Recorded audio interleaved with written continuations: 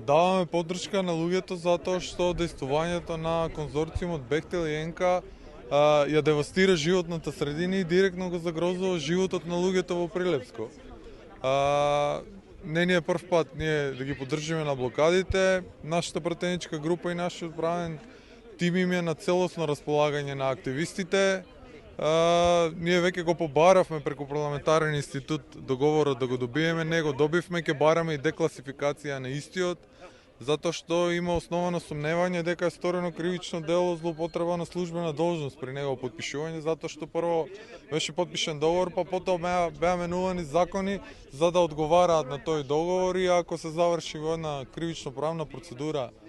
цел тој процес и се утврди дека навистина има кривично дело, во правото постои правен принцип кој што вика дека од неправо не може да произлезе право и тоа е добар основ и да се раскине договорот без да треба државата да